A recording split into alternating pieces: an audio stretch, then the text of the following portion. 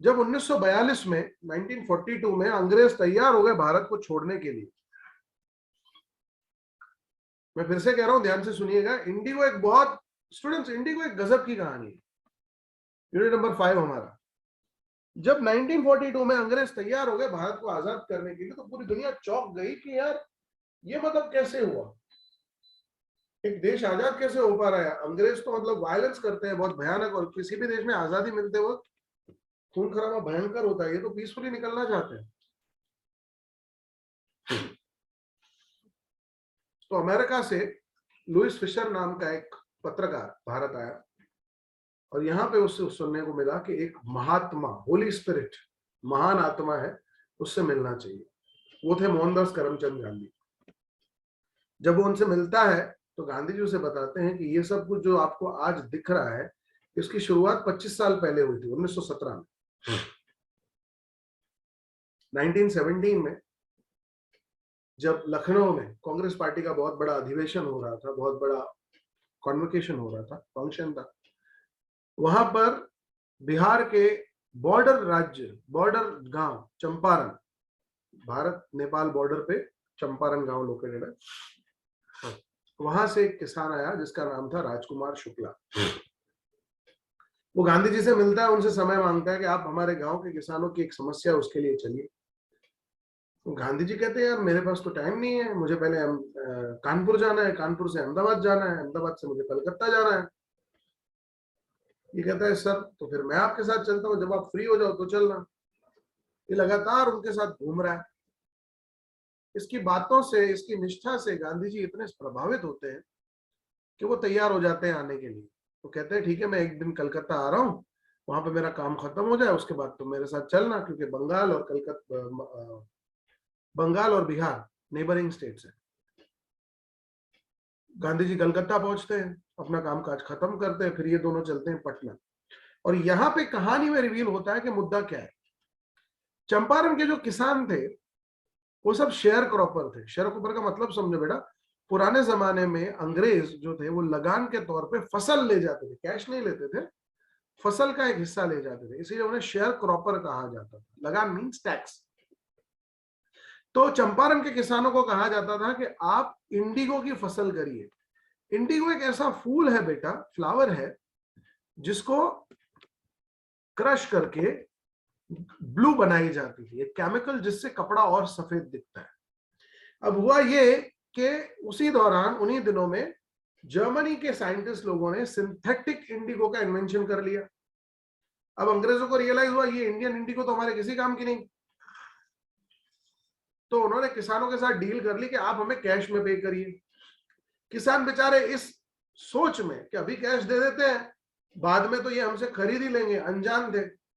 कईयों ने कैश दिए, लेकिन जब उन्हें पता चला कि हमारी फसल तो खरीदी नहीं जाएगी, तो कईयों ने प्रोटेस्ट किया।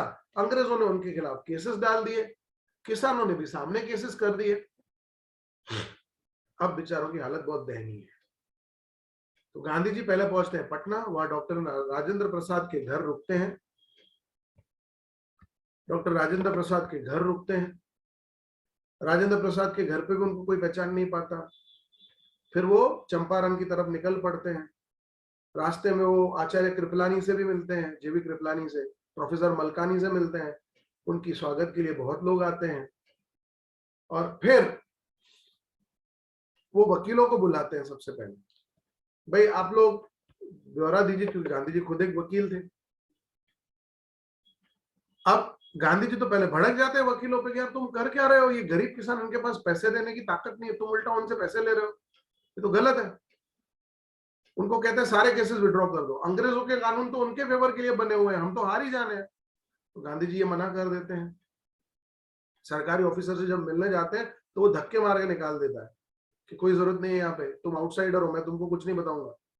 तभी पास में एक जगह पे किसी किसान के साथ बुरा व्यवहार होता है, तो गांधी जी उससे मिलने निकल पड़ते हैं हाथी पे बैठ के। तब पुलिस का एक अधिकारी उनको कहता है कि सर आप प्लीज वापस चलिए। वापस पहुंचने पर उसे हाथ में एक लेटर थमा दिया जाता है कि आप यहां से चले जाइए। गांधी जी कहते हैं कि भाई कानून को मानने वाला सिटीजन होने के नाते मुझे जाना तो चाहिए, लेकिन मेरी रिस्पॉन्सिबिलिटी इन किसानों के प्रति ज्यादा है, इसीलिए मैं जाने से मना करता हूं। ये सिविल डिसोबीडियंस का पहला इंसिडेंट था, किसी ने कानून मानने से मना कर दिया। उसके बाद ऑर्डर निकल आता है कि इनको जेल में अरेस्ट किया जाएगा, इनको कोर्ट से समन आ जाता है। चलो,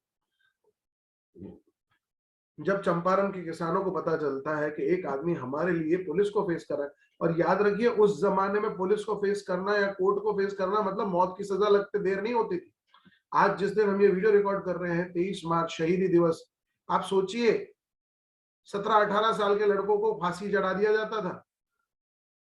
अपराध सिद्ध हो ना हो अंग्रेज बोल देते चढ़ा दो फांसी। तो सब लोगों को लगा कि अगर ये तो कोई बड़ा व्यक्ति है जो हमारे लिए जेल जाने को तैयार है, तो कोई बैलगाड़ी पे, कोई घोड़ा गाड़ी पे, कोई पैदल, कोई किसी साधन पे, सब लोग वहां इकट्ठे हो गए।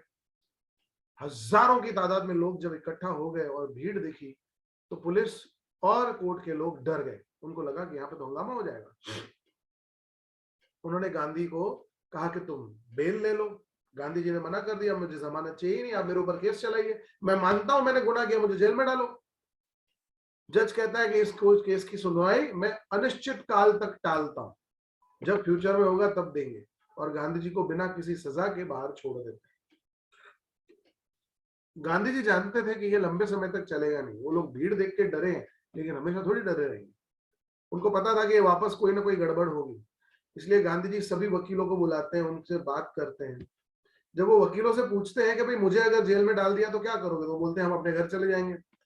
तो गांधी जी भड़क जाते, फिर तो कोई मतलब ही नहीं है। डॉक्टर राजेंद्र प्रसाद, जो हमारे देश के पहले राष्ट्रपति बने, वो वकीलों को समझाते हैं कि ये आउटसाइडर होकर भी हमारे लिए लड़ने को तैयार है, हम तो नेटिव्स हैं यहाँ के, हमें लड़ना चाहिए। तब सब वकील आके कहते हैं कि हम आपके साथ हैं, और आप अगर जेल जाएंगे तो हम भी जाएंगे।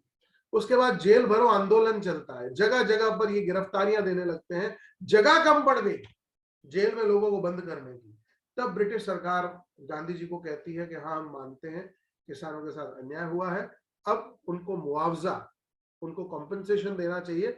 उसके लिए एक कमेटी बनाई जाती है जिसमें गांधी किसानों की तरफ से रिप्रेजेंटेटिव होते हैं, अंग्रेजों को भी रिप्रेजेंटेटिव होते हैं। कई डॉक्यूमेंट्स, कई डेटा इकट्ठा करने के बाद अंग्रेजों को तो डर है कि शायद पूरा पैसा गांधी वापस मांग लेगा, वो 50% देने को तैयार थे। गांधी जी ने सिर्फ 25% लिया। पर्पस ये नहीं था कि पैसा लिया जाए, पर्पस था उनका घमंड तोड़ना, और उसका इंपैक्ट भी दिखा। उनका घमंड टूटा, वो चंपारण छोड़ के चले गए। उसके बाद गांधी जी ने अपनी पत्नी को, अपने 2 शिष्यों को वहां बुलाया, ग्राम स्वराज, ग्राम डेवलपमेंट के कई सारे काम किए। और चंपारण के अंदर जो छोटी छोटी समस्याएं थी, महिलाओं के पास कपड़े नहीं थे, बच्चों के पास कपड़े नहीं थे, शिक्षा नहीं थी, स्वास्थ्य की जानकारी नहीं थी, बीमारियों का इलाज नहीं होता था। अलग अलग बीमारियों के लिए गांधी जी ने 3 इलाज कर रखे थे। उसमें से एक था कैस्टर ऑयल, बाकी के 2 क्या थे, कोई बताएगा था आप में से?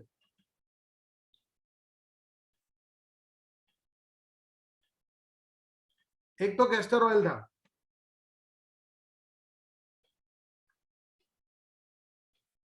पढ़िएगा ध्यान से बुक में से, ये ट्रिविया छोड़ के जा रहा हूं आप लोगों के पास, याद आ जाए तो कमेंट में लिख देना।